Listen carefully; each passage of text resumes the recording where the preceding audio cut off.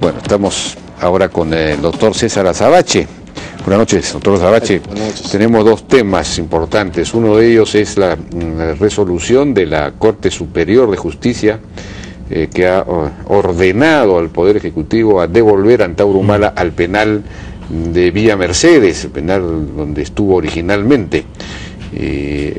Bueno, es una resolución muy rápida que enmienda una decisión que había tomado el Ejecutivo de trasladarlo y de cumplir formalmente, digamos, la decisión anterior del juzgado, de trasladarlo y a las 24 horas, o menos de 24 horas creo, volverlo a poner en el penal de la base naval.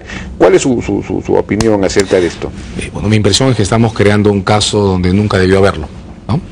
Desde mi punto de vista, todo esto no habría ocurrido, aunque esto es un poco hablar hacia atrás, si Antauro Humala hubiera permanecido todo el tiempo en el penal en el que estaba, Piedras Gordas. Por cierto, había muchísimos cambios que hacer en Piedras Gordas, ¿no? Fue las filtraciones de información, videos, fotografías, declaraciones, estaba inmanejable. Pero trasladarlo a un penal como el de Chorrillos, que resultó tan o más inmanejable que Piedras Gordas, y que además representaba en lo simbólico una escena difícil de justificar, la cárcel para uno, y uno que no la merece ni la justifica. En el ejército, o sea que podía tener toda clase de facilidades. Una serie de señales que sonaban a relativizar el castigo o a flexibilizar su régimen de internamiento más de lo que aparentemente ya lo tenía flexibilizado. Bueno, eso digo, no parece una solución, ¿no? Usted está dando todas las razones para justificar el traslado a la base naval. Y es más, cuando se produjo el traslado, mi impresión original fue que era una decisión magnífica. Yo estaba de acuerdo con esa decisión. Lo que ocurre es que lo que ha pasado hay que leerlo en clave institucional. Es que un tribunal, que además es un tribunal insospechable en términos de influencias políticas, corruptelas o algo de ese tipo, ha declarado que las razones por las que se implementó ese traslado no le satisfacen y ha ordenado anular ese traslado. Si eso ocurre, entonces entrar en esta suerte de reenvío permanente de Antauro Humala, de nuevo a la base naval, ahora de nuevo a Chorrillos, bueno, pues termina generando una crisis institucional inmanejable, inexplicable. Algunos han calificado de tinterillada esa decisión. Es que es una decisión, es que esto es un procedimiento tremendamente desgastante para algo que tiene otra explicación. Muchos pensamos que la opción de la base naval era buena y un tribunal la ha desautorizado. Si eso ha ocurrido, entonces hay que revisar los hechos. Y mi impresión es que revisando los hechos uno llega a la conclusión que así las cosas, la mejor solución posible era regresar al esquema original, al de Piedras Gordas, no hacer este ping-pong entre Chorrillos y la base naval, que le ha terminado, quiero decirlo así, regalando a Antauro Humala un caso legal que él no tenía. Ahora él tiene una buena razón para decir que el Ejecutivo está manipulando las condiciones de su detención penitenciaria o de su cumplimiento de condena. Antes de esto, él no tenía ese caso. Ya ganó un habeas corpus. Acaba de ganar una orden de un tribunal diciendo que la sentencia de habeas corpus hay que tratarla en serio. Y eso es cierto. Un poder público no puede pasar por encima de otro poder público. Pero no hay, en cierto sentido, digamos, un alejamiento de la realidad del tribunal, es decir, un desconocimiento de lo que ocurre en la realidad, es decir, no toma en cuenta la realidad carcelaria del país. Acabamos de ver el domingo un video de Antauro Humala dirigido a su congreso, otra vez, en el que de alguna manera pues los incita a unirse con los digamos, elogia a los senderistas y a los emerretistas, y hay que juntarse con ellos para el 2016 y todo lo demás. Bueno, esa persona que tiene esa capacidad de lanzar videos desde Piedras Gordas, más aún desde el ejército, a donde ha sido reenviado ahora, por supuesto. Eso no es, digamos, hay que tomar en cuenta esos datos de la realidad. Sí, yo creo que sí. Sin embargo, Jaime, lo que ocurre es que la sentencia constitucional que se dio a favor de Antauro Humala es un hecho cumplido. Ya ocurrió.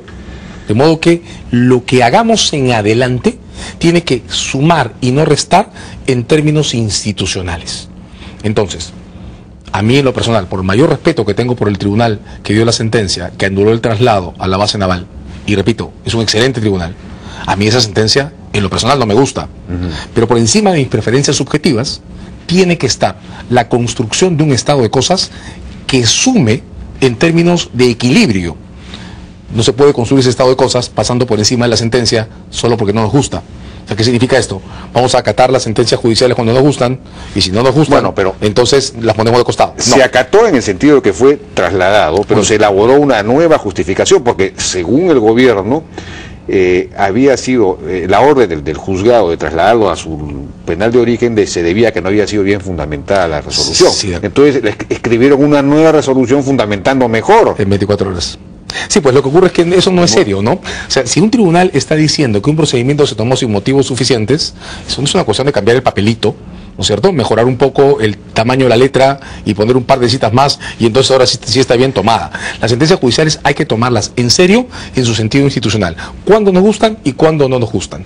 Y las soluciones adaptativas frente a las eventuales, incluso crisis, que una sentencia judicial puede hacer, hay que tomarlas en términos de un equilibrio madurado reflexivamente. Y eso significa, para decirlo simplemente y en cristiano, que también el Ejecutivo, cuando pierde un caso ante tribunales, tiene que sentarse a pensar con seriedad cómo construye una salida que sume institucionalmente. Y desde mi punto de vista, lo que queda en evidencia es que tratar de sacarle la vuelta a la ejecución de la sentencia en 24 horas no ha sido una salida que sume, sino que al contrario, ha sido una salida que ha terminado multiplicando los fracasos legales del Ejecutivo.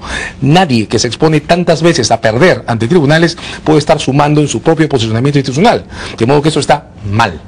Y lo que hay que buscar ahora es la manera de corregirlo y estabilizarlo. Y desde mi punto de vista, la única manera de corregirlo y estabilizarlo es repensar cuáles son las condiciones carcelarias que pueden normalizar el enorme desorden que se está produciendo en la situación de Ataurumala. Pero eso supone pues llevar adelante la reforma penitenciaria como condición para resolver el problema, y eso no se va a resolver ni siquiera en un año. No aspiro tanto. Yo aspiro solamente a que se piense seriamente cómo hacer que en Piedras Gordas pueda haber un lugar de reclusión que efectivamente impida que videos como el que se ha difundido este fin de semana sigan produciéndose en serie, ¿no? Si no se ha podido, Piedras Gordas se supone que es un penal de alta seguridad y no ha podido controlar eso. ¿Usted cree que qué milagro tendría que ocurrir ahora para que pueda hacerse? Chorrillos de hecho tampoco. Sí, yo sigo pensando, como usted, Jaime, que base naval tendría que haber sido, pero de nuevo, pasando por encima del tribunal, ya, lo ponemos en la base naval, lo controlamos y rompemos la autoridad de los tribunales en este país. ¿Qué hemos sumado con eso? Yo creo que los jueces no toman en cuenta la realidad. Pero es que yo puedo estar de acuerdo con eso. Sin embargo, cuando el juez ya se equivocó y una sentencia hecha, tenemos que elegir uno de los dos costos. Pasamos por encima del tribunal y rompemos el sistema, o pensamos esto con un poco más de calma y tratamos de equilibrar el sistema. Esa es la opción. Bueno, puede ser. Y el otro tema es el caso de las llamadas esterilizaciones forzosas, que se ha reabierto, pese a haber existido ya una decisión de archivo, una resolución del fiscal de archivamiento. Y ese archivamiento se produjo luego de, una investigación que encontró que no había pruebas suficientes. Y de modo tal que es en cierto sentido una cosa juzgada. ¿Cómo podría reabrirse este asunto? El propio César San Martín ha declarado que ni siquiera hay un pedido formal de la Comisión ni de la Corte Interamericana de Derechos Humanos para que esto se reabra. Aparentemente es la gestión de una persona, de una relatora, a título personal. Entonces, ¿se justifica reabrir esto o no? Esto es un dilema muy delicado. Quiero comenzar, Jaime, enumerando de una manera muy corta qué variables están en juego, ¿no? De un lado, el caso de las esterilizaciones tiene historias personales espantosas. Basta buscar en internet las recopilaciones de testimonios y de evidencias que hay, y hay que decir que es un caso muy serio, que probablemente ha quedado entre nosotros parcialmente invisibilizado por otra serie de atentados gravísimos, violaciones de derechos humanos, atentados terroristas y demás, que se nos han puesto en primera plana, y cosas como esta, la verdad es que a todos se nos han bajado a la quinta o cuarta nota a pie de página, y sin embargo son historias gravísimas. Como primera cuestión. Como segunda cuestión, le doy toda la razón a la indignación del señor Aguinaga cuando protesta, porque él ha estado en un caso que consideraba cerrado y ahora se encuentra con una reapertura del caso. Le doy también toda la razón al presidente del Poder Judicial, porque es cierto que las decisiones que han provocado la reapertura del caso tienen textos que parecerían indicar que el caso se reabre porque hay un problema con la Comisión Interamericana. Hay una regla que es la que funciona y que creo que es la que debería ponerle claridad a este asunto. Cuando la Fiscalía cierra un caso penal, ese caso solo puede ser reabierto cuando alguien presenta evidencia suficiente para demostrar que el primer archivo fue un error. De modo que, si queremos tomar una decisión, primero en lo interno, equilibrada institucionalmente, lo que tenemos que revisar, más allá de los textos de reapertura del caso que el presidente del judicial ha criticado en estos días con razón, lo que hay que revisar es si eso no es cierto, como sostienen los abogados de las víctimas, que después del archivo del caso se han presentado por lo menos 52 nuevas evidencias que modificarían la apreciación de los hechos que tenía el primer fiscal que dictó el archivo. Hay que decir esto, Jaime, las decisiones de la Fiscalía son definitivas cuando descartan que los hechos sean relevantes para la ley penal. Cuando la Fiscalía dice, esto no está en el Código Penal, entonces es definitiva. Si la decisión es por falta de pruebas, y es de la Fiscalía, no del Poder Judicial, siempre es posible que el caso se reabra, pero solo si hay pruebas suficientes. Entonces, la reacción del señor Aguinaga es justificada. Yo he estado en un caso que se ha archivado. ¿Por qué me lo reabren? La única respuesta posible no es la que tienen, lamento decir esto, las disposiciones que ordenan la reapertura del caso. No es porque la Comisión Interamericana dijo que, o porque una relatora de la Comisión Interamericana dijo que. La única respuesta institucionalmente aceptable es que nos pongan la lista de las evidencias. Repito, la defensa de las víctimas dice que hay 52 por lo menos que modifican nuestra impresión sobre los hechos. A partir de eso, si esas evidencias, como la defensa dice, en efecto existen y son evidencias, pues entonces hay un caso que seguir discutiendo. Si lo mira uno desde otro punto de vista, atención con esto, el caso de las esterilizaciones no es solo un caso de lesiones o de malos tratamientos médicos o malas praxis.